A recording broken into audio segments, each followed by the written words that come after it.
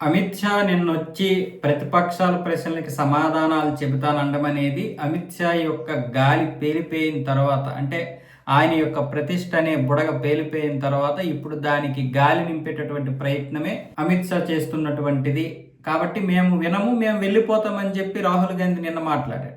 ఈ రోజు కూడా అదే విధంగా మాట్లాడుతున్నాడు. మేము ఇక వినదలుచుకోలేదని చెప్పి. మరి నిన్నటి వరకు కూడా అమిత్ షా రావాలి, అమిత్ షా మా యొక్క ప్రశ్నలకి క్షమాపణలు చెప్పాలి, అలాగే రాజీనామా కూడా చేయాలన్నటువంటి ఈ ప్రధాన ప్రతిపక్ష నేత రాహుల్ గాంధీ గారు నిన్న అమిత్ షా గారు వచ్చినప్పుడు ఏమొచ్చేసి సమాధానాలు చెప్తానంటే మేము వాకౌట్ చేస్తాము, మాకు అవసరం లేదని వెళ్ళిపోతున్నాం. అంటే రానంత వరకు ఒక లెక్క, వచ్చిన తర్వాత ఒక లెక్క. సరే నిన్న వెళ్ళిపోయారు, ఈ రోజైనా సరే వింటారా అంటే ఈ రోజు వినరంట, రేపైనా వింటారంటే రేపు కూడా వినరంట.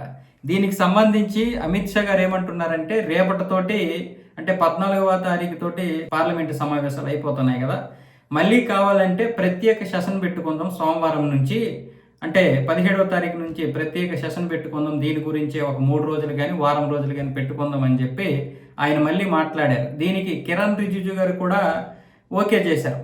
మేము పార్లమెంటు సమావేశాలు మళ్ళీ నిర్వహిస్తాం, కావాలంటే ప్రత్యేకంగా సెషన్ పెట్టుకుందాం, దీని గురించే ఓం బిర్లా గారిని కూడా అడుగుదాము, అలాగే చైర్మన్ గారిని కూడా అడుగుదాం అని చెప్పంటే వీళ్ళేమొచ్చేసి ఇప్పుడు మాకు అవసరం లేదు, మేము వెళ్ళిపోతాము, మాకేంటి అవసరం, అయిపోయినాయి కదా, రేపటితో లాస్ట్ కదా అని. ఎలాగో వీళ్ళు అనుకున్నటువంటి డీలిమిటేషన్ బిల్లు పాస్ అవ్వలేదు, ఈ ఎఫ్సిఆర్ఏ బిల్లు కూడా ఇప్పుడు పార్లమెంట్ కమిటీకి వెళ్ళిపోయింది. కాబట్టి ఈ యొక్క సమావేశాలు సమాప్తం, వాళ్ళు అనుకున్నది సాధించుకున్నారు.